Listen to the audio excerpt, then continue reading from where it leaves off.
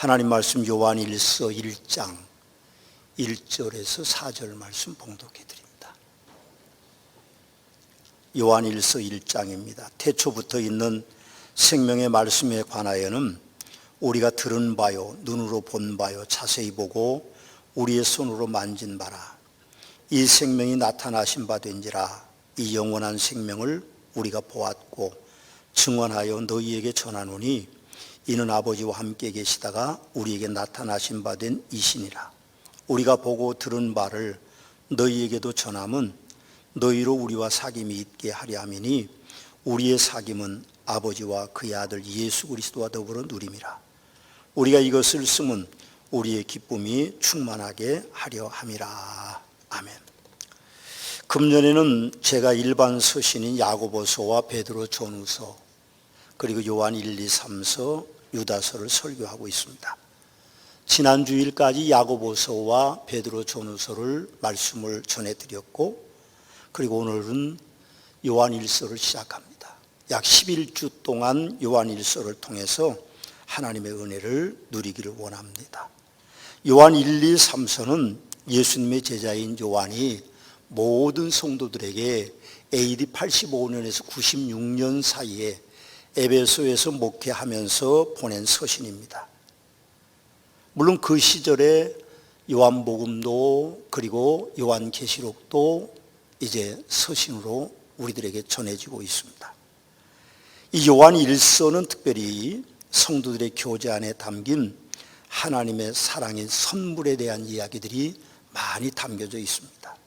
그 사랑을 위하여 성도들이 하나님과 아름다운 사랑의 교제를 위하여 하나님께 순종하고 진리를 추구하는 생활로 결국 하나님의 형상을 힘입도록 만들기 원하는 것이 요한 1서의 주제입니다. 요한 사도는 그 첫 번째로 예수님과 더불어 누려라, 그렇게 우리에게 말씀하고 있습니다. 여러분, 요한 사도는 예수님과 더불어 누리는 것은 예수님을 모신 것이다, 그렇게 우리에게 말씀하고 있습니다. 1절 말씀해 보니까 태초부터 있는 생명의 말씀에 관하여는 우리가 들은 바요, 눈으로 본 바요, 자세히 보고 우리 손으로 만진 바다, 그렇게 말씀하고 있습니다. 이 말씀은 예수님이 창조주라는 말씀과 같은 것입니다. 하나님은 세 분이십니다. 성부 하나님, 성자 하나님, 성령 하나님. 이 세 분이 한 분 하나님으로 불리워지는 것이죠. 그것을 신학적인 용어로는 삼위일체라고 그렇게 말합니다. 그래서 우리가 하나님을 부르실 때 삼위일체 하나님이다, 그렇게 부릅니다. 창세기 1장 26절에서 28절 말씀에 보면 하나님이 이르시되 우리의 형상을 따라 우리의 모양대로 우리가 사람을 만들자, 그렇게 말씀하고 계심을 봅니다. 그리고 하나님이 그들에게 복을 주시고 생육하고 번성하여 땅에 충만하라, 땅을 정복하라, 바다의 물고기와 하늘의 새와 땅에 움직이는 모든 생물을 다스리라고 그렇게 말씀하셨습니다. 그 하나님이 이 땅에 오셨습니다. 요한 사도는 2절에서 이는 아버지와 함께 계시다가 우리에게 나타나신 바 된 이신이라, 그렇게 말씀하고 계십니다. 요한은 본문 1절에서 4절 말씀에 우리라는 단어를 무려 9번이나 사용하고 있습니다. 짧은 4구절 안에 우리라는 단어를 여러 번 사용하고 있죠. 여러분, 그분의 의도가 어디에 있을까 하고 제가 잠시 묵상을 해보니까 예수님을 태초로부터 있는 하나님이라고 강조하고 성도들이 사랑으로 하나가 되는 우리가 되어야 한다는 말씀들이 그분의 그 9번의 우리라는 말을 사용하는 내용 속에 담겨 있는 것 같습니다. 요한 사도의 표현대로 여러분과 제가 우리가 우리에게 우리와 같이 부르면서 예수님과 더불어 누리면서 산다면 그 인생은 참 행복한 인생, 최고 행복한 인생이라고 저는 그렇게 생각합니다. 우리는 3주 만에 예배를 드리고 있습니다. 물론 50명이 차서 교육관에서 예배를 드리는 분들은 다른 때보다 10분 일찍 왔는데요, 그렇게 얘기해도 소용없습니다. 50명까지만. 우리 교회는 정부 방역보다 훨씬 더 철저하게 방역을 지키고 있습니다. 들어오실 때 손소독 자동으로 하죠. 발열 체크하죠. 그리고 교인 체크하죠. 그래서 들어와서도 마스크는 절대로 벗지 않습니다. 그리고 악수도 하지 않고 주먹 악수만 하고 거리를 두고 앉아서 예배를 드립니다. 우리가 50명이라는 인원 제한을 받지만 대면 예배를 드리고 있습니다. 이제 여러분들이 교회에 드디어 오시기 시작했습니다. 저는 대전에 확진 환자가 줄어들면 앞으로 2m나 혹 1m 거리를 두고 우리가 예배를 드리면 교육관도 있으니까 우리가 충분히 나눠줘서 예배를 드릴 수 있습니다. 사실은 우리가 함께하지 못하는 것이 참 안타깝죠. 지금도 여러 가지 개인 사정에 의해서 집에서 예배를 드리는 분들이 계십니다. 물론 직업상 어쩔 수 없는 분들도 계시고 또 건강이 여의치 못한 분들도 계시고 아이들도 그리고 노령층의 어르신들도 계시지만 그러나 생각해 보면 우리가 함께 한다는 것이 얼마나 좋은 건지 모릅니다. 어제 대면 예배를 위해서 많은 분들이 교회를 오셔서 청소하시고 준비하시고 또 여전도 회원들이 오셔서 농어촌 돕기 운동도 벌리고 하셨습니다. 두 분을 제가 만났는데 그분들이 본당에서 기도했는데 울컥했다, 그런 이야기를 들었습니다. 우리가 함께하는 것이 얼마나 행복한데 우리는 코로나라는 것 때문에 그 함께함을 지금 잊어버리고 있다는 안타까운 현실 속에 있습니다. 그러나 우리는 예수 그리스도와 더불어 누림으로 삶으로 우리와 같은 그런 단어들을 우리가 쓸 수 있다는 것이 참 행복한 것입니다. 여러분, 우리가 드리는 예배 현장은 예수님과 더불어 누림의 축복인 것입니다. 저는 아멘하고 싶습니다. 아멘입니다.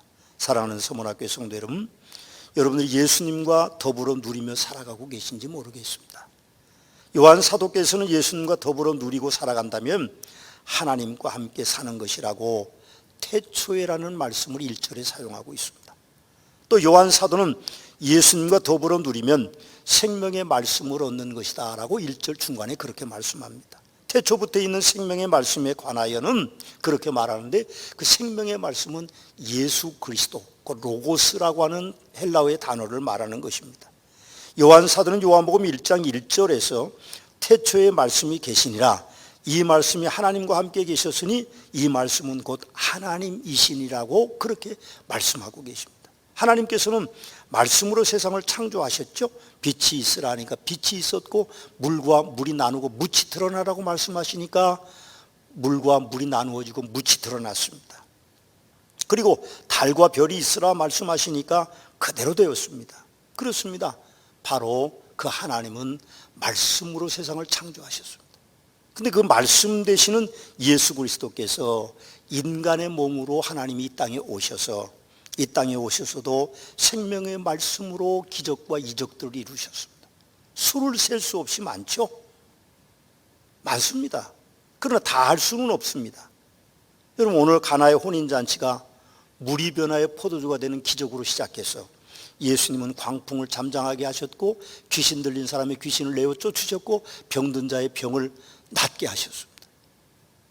예수님은 말씀으로 그와 같은 놀라운 역사들을 이루셨습니다. 심지어는 죽어서 썩어가는 나사로를 향하여서도 나사로에 나오느라 할 때 나사로가 배를 동인 채로 나왔다고 말합니다. 회당장 야이로의 딸이 죽어서 애곡하고 있을 때, 통하고 있을 때에 울지 말라고 이 아이가 잔다고 말씀하시고 달리다고 소녀야 일어나라 했을 때 그 소녀는 살아서 일어났습니다. 말씀으로 일어난 일들이죠. 여러분, 우리는 생명의 말씀을 누리고 살아가고 있습니다. 사랑하는 서문학교의 성도 여러분, 예수님과 더불어 누리며 사는데 우리 안에 진짜 생명의 말씀이 있는지 모르겠습니다. 이 생명의 말씀을 저는 약간의 문제가 있지만 둘로 나누려고 합니다. 생명으로 나누고 말씀으로 나누려고 하는데 그 생명은 곧 뭔가 하면 구원함에 있는 영생을 말씀하는 겁니다. 우리가 예수 그리스도를 구세주로 믿음으로 말미암아 구원을 받습니다. 영생하는 삶을 살죠. 고린도후서 5장 17절에는 그런즉 누구든지 그리스도 안에 있으면 새로운 피조물이라 이전 것은 지나갔으니 보라 새 것이 되었도다라고 말씀하심으로 말미암아 예수님과 더불어 누림은 천국 백성으로 거듭나는 것을 말씀하셨습니다. 생명입니다. 예수는 생명이시죠. 우리가 예수 그리스도를 구세주로 믿으면 우리는 영생함을 얻습니다. 두 번째는 우리에게 말씀입니다. 생명의 말씀인데 말씀과 생명을 나누어서 보면 말씀은 곧 능력이십니다. 말씀으로 세상을 창조하셨고 말씀으로 예수님이 이 땅에 오셔서 모든 기적과 이적을 이루셨습니다. 그런데 예수님은 놀랍게도 천국에 올라가시면서 뭐라고 말씀하셨는가 하면 내가 한 일보다 더 큰 일을 너희들이 이룰 것이다. 그렇게 우리에게 말씀하셨어요. 우리는 능력이 있습니다. 하나님의 말씀을 사용할 수 있는 권한을 우리에게 주고 가시는 것입니다. 누가복음 10장에 보면 70인의 제자들을 파송하셨습니다. 그리고 말씀하시기를 내가 어느 집에 가든지 그 집에 평안을 빌라. 너희들이 비는 평안이 그 집에 임할 것이고 그들이 거절하면 그 평안이 너희에게 올 것이라고 하는 권세를 우리에게 주셨습니다. 말씀은 권세입니다. 우리는 말씀을 이용할 줄 아는 성도들이 돼야 됩니다. 귀신을 향하여서 예수 그리스도의 이름으로 명령하면 귀신이 떠나가고 병든 자를 향하여서 예수 그리스도의 이름으로 기도하면 놀라운 기적과 이적이 일어납니다. 우리 삶의 현장에도 예수 그리스도의 이름으로 나아가면 놀라운 역사가 능력으로 나타나게 되는 것입니다. 여러분, 오늘 사도 요한은 우리에게 그렇게 말합니다. 들은 바고 눈으로 본 바고 자세히 보았고 우리의 손으로 만진 바다, 그렇게 이야기하고 있습니다. 요한은 예수님의 사랑을 다른 제자들과 다르게 유별나게 많이 받은 제자였습니다. 예수님께서 갈릴리에서 어부인 그를 부르셨습니다. 그리고 요한은 기도하러 가실 때도 어디 가실 때도 예수님은 항상 요한을 데리고 다니셨습니다. 예수님께서 겟세마네 동산에서 로마의 군병들과 제사장의 군병들에게 잡힐 때도 요한은 함께 하다가 혼이불만 덮고 가다가, 혼이불이라고 하는 것이 우리 이불처럼 뒤집어 쓰고 자는 게 아니라 그 사람들은 통으로 짠 겉옷을 입습니다. 근데 속옷을 안 입었어요.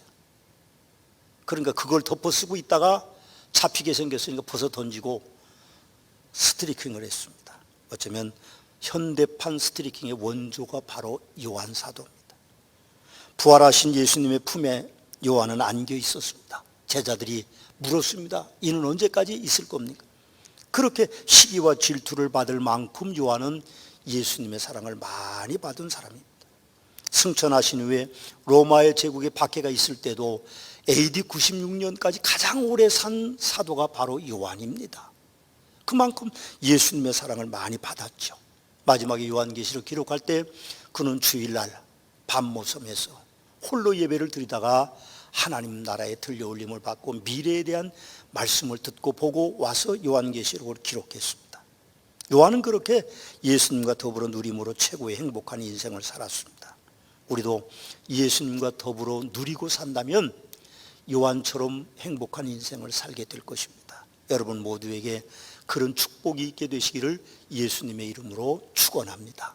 아멘입니다. 요한 사도는 예수님과 더불어 누리면 또 우리가 전도자가 된다고 말씀합니다. 3절 말씀을 함께 보시겠습니다. 우리가 보고 들은 바를 너희에게도 전함은 너희로 우리와 사귐이 있게 하려 함이니 우리의 사귐은 아버지와 그의 아들 예수 그리스도와 더불어 누림이다. 그렇게 말씀합니다. 여러분, 사람은 자기의 관심사를 남에게 말하게 되어 있습니다. 어제 여전도에서 농촌 돕기 일환으로 포도를 한 차를 팔았습니다. 저는 몰랐습니다. 토요일날 식사를 하러 가는데 목사님, 내일 우리 교회 부목사님이었던 분 시음하는 농촌교회에서 포도가 온답니다. 아, 그래요? 난 몰랐는데요. 그랬더니 더 이상 살 수 없답니다. 이미 여전도회가 다 이름 써놓고 그래서 다 판매가 끝났답니다. 그래서 나도 한 상자 사야 되겠는데 집사람한테 전화, 우리도 한 상자 삽시다. 살 수가 없답니다. 다행히 한 상자를 여전도에 저에게 주어서 어제 저녁과 오늘 아침에 잘 먹었습니다만 우리의 관심사는요, 남에게 말하게 돼 있습니다. 여전도회가 어떻게 그렇게 많은 포도를 한꺼번에 팔 수 있습니까? 입소문이 난 거죠. 포도는 백화산 포도다. 그래서 몇 년 전부터 우리가 그렇게 농어촌 돕기 일환으로 하고 있습니다. 여러분 생각해 보면 우리의 관심사가 어디에 있는지 알 수 있어요. 어떤 장로님이 파마를 멋지게 하고 오셨어요. 그래서 내가 물었습니다. 어디서 파마를 했냐? 시내에서 했대요. 그리고 내가 보니까 너무 멋있어서 나도 가고 싶은 생각이 조금 드는데 또 파마하고 나타나면 또 조금 이상할 것 같아서 제가 아직은 못하고 어느 날 또 파마를 하고 나타날지도 모르죠. 그럼 생각해 보면 우리의 관심사는 우리 속에 있는 것이 밖으로 드러나고 말하게 돼 있습니다. 예수님이 우리 속에 진짜 계신다고 하면 우리는 예수님에 대해서 말할 수밖에 없습니다. 누가 뭐라고 해도, 누가 반대해도, 핍박하고 아니면 협박하고, 그리고 어떤 일들이 일어난다 할지라도 우리는 예수님과 더불어 살면요, 우리 속에서 예수님 얘기가 나올 수밖에 없어요. 손님이 와도 예수님 얘기, 그리고 택시를 타도 예수님 얘기, 사람을 만나도 우리는 예수님 얘기를 해야 됩니다. 전도는 배워서 하는 것이 아닙니다.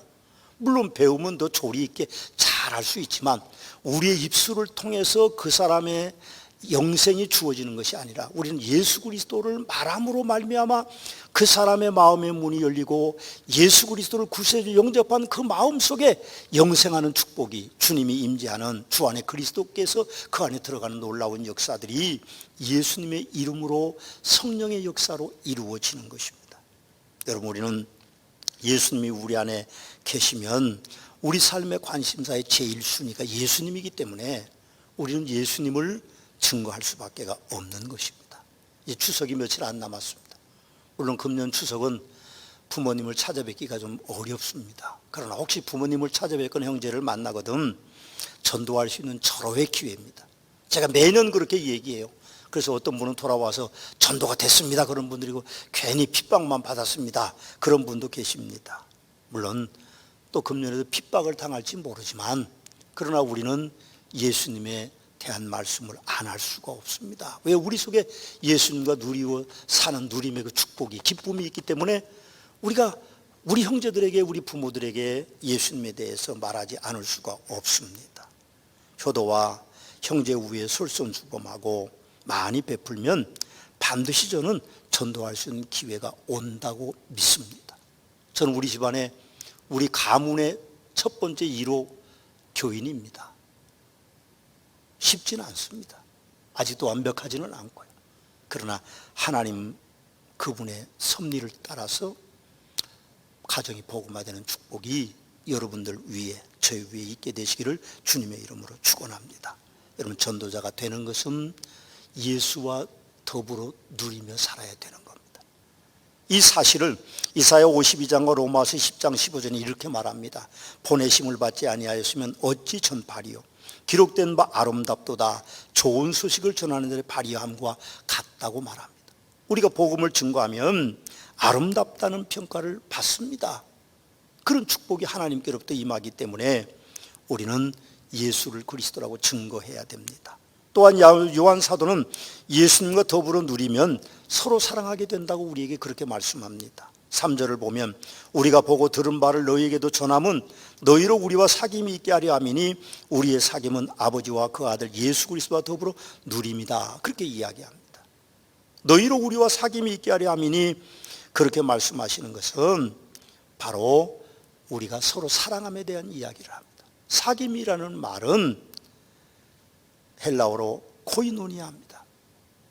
하나님과의 교제, 예수님과의 교제, 그리고 성령님과의 교제, 그리고 마지막으로 성도들끼리의 사랑, 교제, 사귐, 코이노니아가 있어야 된다는 말입니다.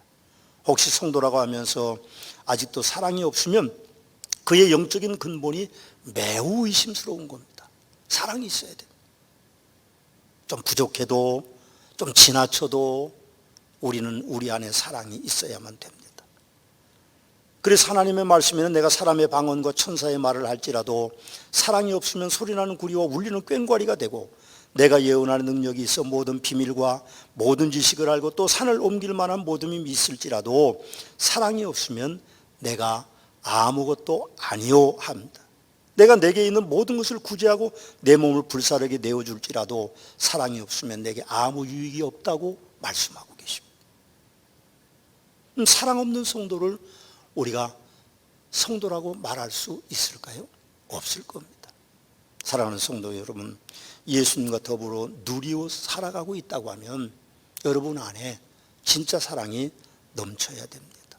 요한 사도는 또한 예수님과 더불어 누리고 살면 우리의 기쁨이 충만하게 된다고 하십니다. 4절 말씀을 보십시오. 우리가 이것을 쓰면 우리의 기쁨이 충만하게 하려 함이라 그렇게 말씀하는데, 기쁨이라는 헬라어에 대한 카라입니다. 카라라고 하는 말은 내적으로 깊이 느껴지는 즐거움을 말합니다. 즉 활기 있게 살아가도록 만들어주는 마음속의 에너지를 말합니다. 이런 복음성가의 가사와 같이 내게 강 같은 평화, 내게 바다 같은 사랑이 넘치는 기쁨이 충만한 삶을 말씀하고 있는 거죠. 성도는 어떤 어려운 일을 당해도, 어떤 상황을 만나도 심연의 기쁨 속에서 은혜가 솟아올라서 그의 삶 속에 사랑이 넘치는 기쁨이 충만한 삶으로 이어지게 되는 것입니다. 그렇습니다. 옳습니다. 예수님과 더불어 살고 있다는 것이 최고로 행복한 인생을 살아가고 있는 것입니다. 사랑하는 서문학교의 성도 여러분, 여러분들 속에 기쁨이 충만한지 모르겠어요. 나는 기쁨이 없다, 너무 삶이 힘들다, 너무 어렵다. 여러분들이 다시 한번 여러분들을 되돌아보십시오. 가난한 성도들에게 기쁨이 없은 시절이 기독교 역사에 없었습니다. 고난당하는 이들 속에 기쁨이 없었던 적이 기독교 역사에 없었습니다. 심지어는 순교당하면서까지 그 속에서 기쁨이 있어서 네로 황제는 순교자들의 얼굴에 목 잘린 얼굴을 보면서도 이놈들은 왜 죽어가면서 웃냐고 말할 정도로 그리스도인의 기쁨이 있어야 됩니다. 좀 가난하면 어떻습니까? 병든 상태면 어떻습니까? 사업이 어려우면 어떻습니까? 우리는 기쁨을 잃지 말아야 됩니다. 하나님께서 우리에게 주신 것은 예수 그리스도 그분이십니다. 그분과 누리며 살아간다고 하면, 더불어 누리고 살아간다고 하면 우리는 기쁨을 잃지 않을 것입니다. 저는 중학교 3학년 때 예수님을 만났습니다. 예수님께서 교회 지하실에서 기도하고 있는 저를 찾아오셨습니다. 예수님을 만난 후 지금까지 저는 예수님과 더불어 누리고 살고 있습니다. 예수님이 찾아오시기 전에 저는 저의 온 세상은 잿빛과 같았습니다. 앞으로 내가 어떻게 살 것인가? 또 무엇을 하면 살 수 있을 것인가? 어떻게 살아갈 것인가? 어떤 일을 할 수 있을 것인가? 온통 세상이 잿빛과 같았습니다. 그러나 주님은 저를 찾아오셨습니다. 그 후에 제 삶은 예수님과 더불어 사는 것입니다. 내가 그리스도 안에, 그리스도 내 안에 있는 놀라운 축복이 저에게 일어나기 시작했고, 제 힘으로 사는 인생이 아님을 경험합니다. 물론 그 후에도 제가 부족하여서 여러 번 나의 인생에 대한 회의와 갈등을 드러내고 살았습니다.